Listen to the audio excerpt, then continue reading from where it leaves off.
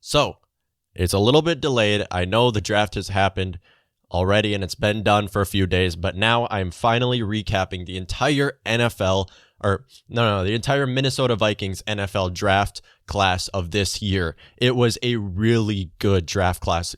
I think they got 16 players. I'm going to check that. Okay, so 1, 2, 3. A few inches later. 14, 15 or 16. They got 15 or 16 players. So anyways, we're going to be recapping all of them, all the rounds, everything. We're going to be grading them. We're going to be grading rounds 1 through 5 because 6 and 7, it's too late in the class. It's just players they think that Rick Spielman thinks can make the active roster. So 6 and 7, we're not grading those. We're just going to give them an A+ because Rick Spielman seems to always do well in the 6th and 7th rounds. But 1 through 5 is when you want to get those starters or good backups, adding depth pieces. So 1 through 5 is the rounds we are going to be grading. So starting with round 1 for the Minnesota Vikings, they took Justin Jefferson and Jeff Gladney. I have a video where I already talked about the entire first round. This was right after this first draft day happened, day 1, and I gave it an A-. I gave both picks an A- because I felt like they were good picks. Both these players will be good players. I think it's very possible, and I think at these positions they couldn't really have gotten better players, but I give them both A- because I felt like I would have done something a little bit different, either trade down more or trade up and take Tristan Wirfs with the 49ers. I felt like both of those would have been better decisions, but I can't complain. I mean, it's Justin Jefferson and Jeff Gladney, so I give both of these picks an A-. Now, going on to the second round with the 58th overall pick, the Minnesota Vikings went with offensive tackle from Boise State, Ezra Cleveland. I had no idea who this guy was. I'm going to be 100% honest. I knew basically everyone who was taken in the first 3 rounds except like 3 players, and this was one of them. Ezra Cleveland played with Alexander Madison in Boise State, blocked for him a lot, and apparently was one of the best offensive tackles, but I give this a B+ because we needed offensive line help. I felt like it would have been way smarter to go guard here. There was a lot of guards available that were big in college, went to bigger schools than Boise State, and were big in college that I felt like the Vikings should have went with here because offensive guard is a big need for the Vikings. Last year, that held us back a lot. And yeah, we need a left tackle. Our left tackle, Riley Reiff, garbage. Cut him. Please get this guy out of here. And then now have Ezra Cleveland as your starter or whatever, however it looks. And I'm not going to be there during the practices or nothing, obviously, preseason. So however it looks, Ezra Cleveland, please be our starter. Take Riley Reiff's job. I'm tired of seeing all those holding fouls. Anyways, taking a guard here would have been a lot smarter in my opinion. Now left guard or left tackle, obviously guarding the Kirk Cousins blind spot and huge position. And yes, we needed a left tackle. I felt like it would have been smart to go Josh Jones here, but whatever. I'm assuming that this player is better than him. Anyways, I knew who Josh Jones was. He was a big left tackle. Huge in college at Houston, and I felt like I'm surprised he was still available. I had him mocked in both the first round and both my 2 mock drafts. Apparently there's something about him that maybe the teams didn't like. I don't know, but Ezra Cleveland, left tackle, I give it a B+. Could have been better. I would have liked to see a guard, but still a great pick. Now for the 3rd round, this is a big pick for the Vikings. He fell so far and fell to the Vikings, and it was a steal, a lot of people are going to be saying. But I give it just a C, and that is taking Cameron Dantzler, cornerback from Mississippi State. Now, I know who Cameron Dantzler was. He was a star in Mississippi State on the defense, and he had unbelievable stats. I mean, this guy could make interceptions, pass blocks, everything. I don't know how he's going to translate into the NFL. He's a very lengthy receiver, and I don't know how he's going to translate to the Minnesota Vikings zone defense. I mean, zone is basically all they do on defense for the Minnesota Vikings, and he's just a man guy. Like he's okay with sticking to his man. I don't like him on zone, and yeah, we need depth on the secondary. We lost Trey Waynes, we lost Mackenzie Alexander, and we lost Xavier Rhodes. Now we just have Mike Hughes, Holton Hill, and Chris Boyd. Now Chris Boyd, I don't want to see him playing. A lot of people are saying that. I don't want to see Chris Boyd playing except on special teams. Holton Hill and Mike Hughes, I don't want to see Holton Hill starting either. Mike Hughes is injury prone. So yeah, we need depth on the secondary. We took Jeff Gladney in the first round. I felt like that was a pretty good pick. And then now taking Cameron Dantzler, he will probably be our 3rd or 4th string corner. And I don't really like the pick. I mean, he shouldn't have still been available because of how great he was at college.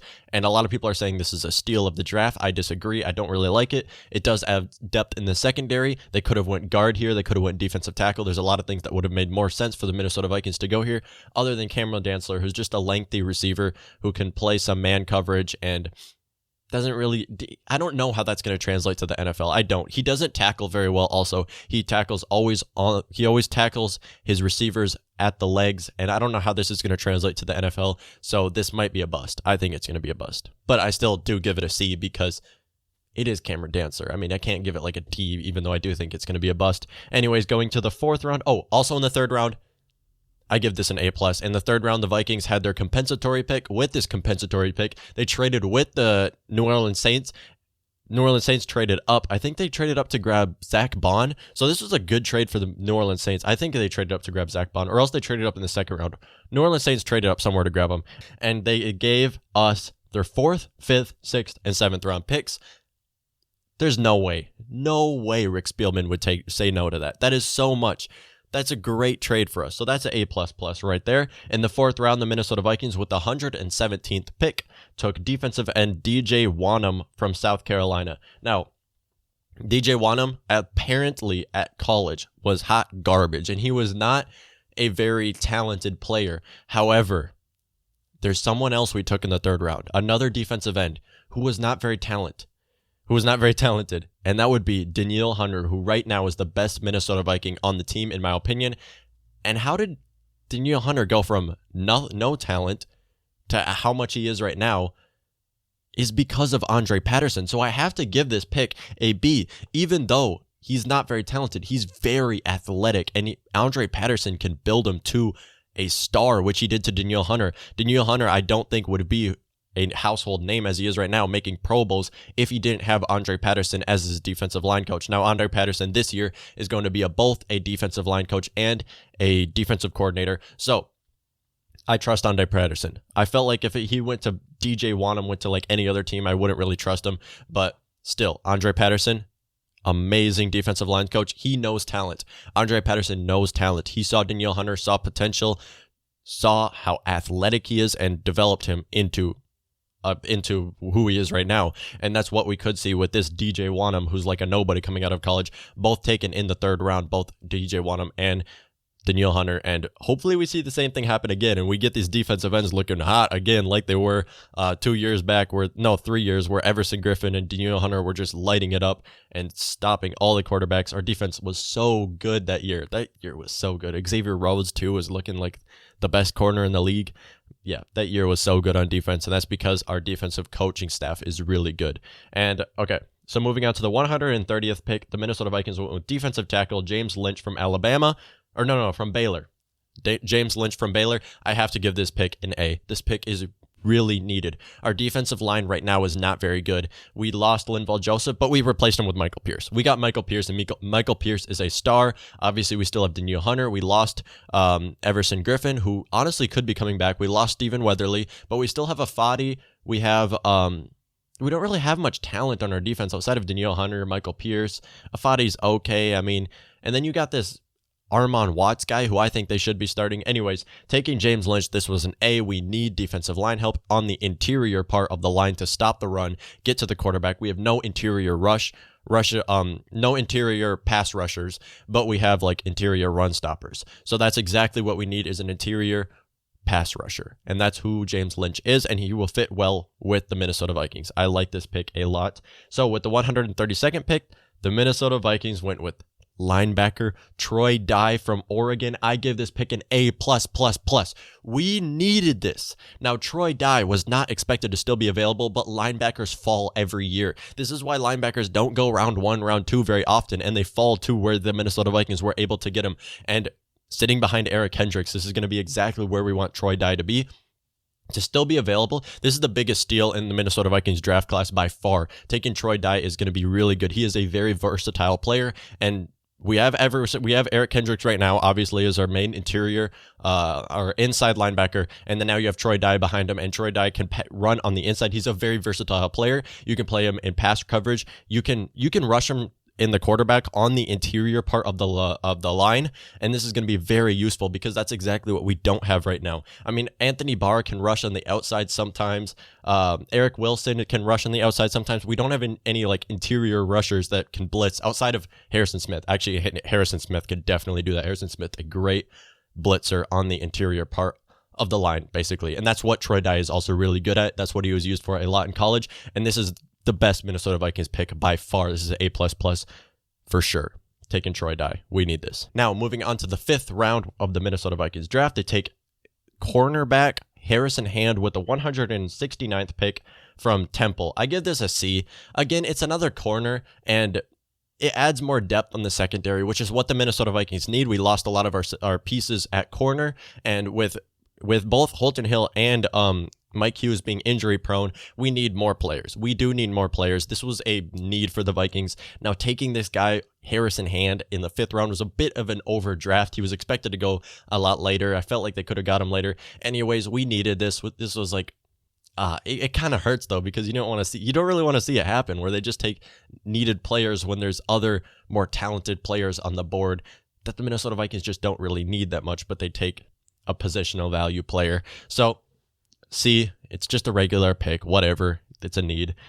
We'll give it a C. So now with the 176th pick in the 5th round, the Minnesota Vikings go with wide receiver KJ Osborne from Miami. When I saw this pick announced, I was like, why? Why do you take a wide receiver here? You took Justin Jefferson in the 1st round. Okay, that's great. You can pair him up with Adam Thielen. We are really good outside of that. We have currently Tajay Sharp as our 3. That's really good. In the slot as well, we have BC, who looked great in the slot last year. And then after that, you have a lot of wide receivers you took last year. Last year, the Vikings drafted so many wide receivers who still showed potential last year in preseason, in the Bears game. They showed some potential. So, with that being said, though, I do give this pick a B+. Real quick, so I'm talking about KJ Osborne in this part, and I say secondary so many times. What I mean to say is I can't even think of it right now. Special teams. Special teams is what I mean to say, not secondary. I keep saying secondary. I don't know why. I don't know why I'm being stupid here, but take the word secondary out and replace it with special teams. That's what I'm trying to say here. Thank you. And you're, what? Why a B+? Because our secondary is awful. In my video, when I was talking about the Minnesota Vikings need this offseason, I was saying we need players on the secondary, both blockers, which we can use in special teams, and then in this case, punt and kick returners. I am tired of seeing CJ Ham being the punt and kick returner, or Mike Hughes, or who just gets injured all the time. Or there's this one wide receiver, can't remember his name right now. There's a white wide receiver that plays for us that got injured like after doing it one time. And then you have the Amir Abdullah is they all suck. They all fumble the ball. They don't do anything with it. We need a punter and kick returner, and that's exactly what KJ Osborne is. So when I heard that he was a star for punt and kick returning in college, I give this pick a B+ just because he could have been a little bit better. But anyways, we needed this. We need someone who can do this. We haven't been good at the special teams, punting and kick returning, since Cordero Patterson, who has not been on the team for too long. I want Cordero Patterson back. He was really useful. Anyways, KJ Osborne, huge pick. I do like this now. After hearing that, after seeing what he can do with the punt and kick returner, what he can do in special teams, that's exactly what the Minnesota Vikings need. And taking him in the 5th round, very useful. So, the 6th round, like I said, I don't grade 6th and 7th round picks because these are players that Rick Spielman and Mike Zimmers think could make the team, could make the active roster, or possibly if they think they can even make the practice squad, they'll draft them. So these are players that that have some potential. So with the 203rd pick, the Minnesota Vikings went with offensive tackle Blake BRANDL from Oregon State. Again, offensive line, we need it. Okay, great, whatever. They also traded away one of their 6th round picks for next year's 7th. They grabbed a earlier 7th round pick, gave away a 7th round pick, but so they moved up in the 7th round from this trade, and then also got next year's 5th round pick from the Baltimore Ravens. That probably made no sense to you because I can't really shape a picture of it by talking. Anyways, whatever. So the 205th pick. So they picked the 203rd, and then the Arizona Cardinals picked 204th. And then they picked 200, and then the Minnesota Vikings picked 205th. So they just picked 2 times in like with just the Arizona Cardinals in between. Anyways, it doesn't matter. With the 205th pick, the Minnesota Vikings went with safety Josh Metellus from Michigan. This guy's going to make the team. We don't have like any depth pieces at safety. We lost Anderson Dejo. We lost Jaron Curse. We lost another safety too. And then with Anthony Harris now being only on a 1-year deal and still probably no, he's not going to get traded anymore. I doubt he's going to get traded anymore, but still he's just on a 1-year deal, and you have Harrison Smith still great. So we need depth pieces on the safety. Now this player I think is going to make the team. So 7th round of the Minnesota Vikings draft. Nobody drafted Anthony Gordon, by the way. Anthony Gordon went undrafted, and that was very much of a surprise. Anthony Gordon was ranked very much closely to Kirk Cousins coming out of college and didn't even get drafted. Apparently, they don't like that kind of play style anymore, which was surprising the Vikings didn't take him, especially because sitting behind Kirk Cousins might be a good thing for him. But that play style of like pocket passing is really going away from a lot of teams, and now it's basically just being mobile quarterbacks that can be used in many different ways. So he went undrafted, which was much of a surprise. And then with the 225th pick, this is from the Ravens trade that I just talked about. They went with defensive end Kenny Willikins from Michigan State. Again, defensive line. I'm never going to be mad about a defensive lineman being drafted by the Vikings because our coaching staff is so good. So great pick. Now, this is a huge pick, though. With the 244th pick, the Minnesota Vikings went with quarterback Nate Stanley. I didn't even know Nate Stanley was still on the clock, or still on the board, still available to be drafted. I thought he would have been gone by now, but in the 7th round, they took Nate Stanley. He was a 3-year starter at Iowa, and that was much of a surprise to see him still on the board for the Minnesota Vikings to draft. Minnesota Vikings, we need a quarterback. Now, obviously, Kirk Cousins is going to be our starter throughout his deal, and then you have Sean Mannion behind him, and I can't stand Sean Mannion. He's hot garbage. Get him out of here. No, they're not going to get him out of here. Sean Mannion is still going to be here because they just gave him a new contract. He was a free agent, and they still gave him a new contract. Whatever, grab a new quarterback. With these late picks, this is a 7th round pick, so it's a very late pick. To grab a quarterback was much needed for the Vikings. I wonder if he's going to make the team, though, because I don't know if the Vikings are going to have 3 quarterbacks on the active roster. So maybe it's going to be between Sean Mannion and him, and one of them are going to make the team, and the other one's going to get cut or moved to practice squad. Okay, Sean Mannion is not going to be moved to practice squad. He'll probably be cut. But still, because you don't pay a person on practice squad that much money. Anyways, that was a great pick. I love that pick for the Vikings, and I think he's way more reliable than Sean Mannion. I saw Sean Mannion play too much, and he's garbage every time I see him pick up the ball. So I love that pick. That's an A++, even though I'm not grading 7th round picks. So with the 249th pick, the Minnesota Vikings went with Brian Cole, safety from Mississippi State, and this was Cameron Dantzler's teammate. Apparently he was pretty good. Again, we need depth at safety, so this was a needed pick for the Vikings. Great pick. We need depth at safety. All of our safeties, well, our safeties we just lost were old. No, Jaron Curse is pretty young, but Anderson Dejo, I wish we could still have Anderson Dejo. But anyways, okay, that's that. 253rd pick, the Minnesota Vikings. This is the 3rd to last pick in the draft. The Minnesota Vikings went with center Kyle Hinton from Washburn. Washburn, apparently, I just search up what this school was, because like the only Washburn I know is the one in Minneapolis, and like that's a high school. And then I just searched what this one up. It's like in some state, and it's like a D3 school. So probably this guy's not even going to make the team, but we don't really have any centers outside of Garrett Bradbury, our starter, who hopefully he can look better this season. So if any of these players make the active roster or even the practice squad in the 6th and 7th round, these are hits. These are hits. This is why I'm not grading them, is because like if they make the team, great. That's a hit of a player. If they don't make the team, whatever. It's a 6th and 7th round pick. Who cares? So you can't really grade them because it's whatever way it goes. It's like, okay, now if a 5th round pick, when a 5th round pick does not make the team, not even like the practice squad, that's a miss, because 5th round picks and 1st through 5th round picks are where you want them to be, either on your team or on the practice squad, which is still kind of part of your team. Anyways, let me know what y'all think about my grades for the Minnesota Vikings picks. Let me know your grades. Who do you think was the greatest pick for the Vikings? I think Troy Dye was the greatest pick for the Vikings, or Troy Dye and James Lynch, I think, were the 2 best picks for the Vikings. Let me know who you think was the best pick.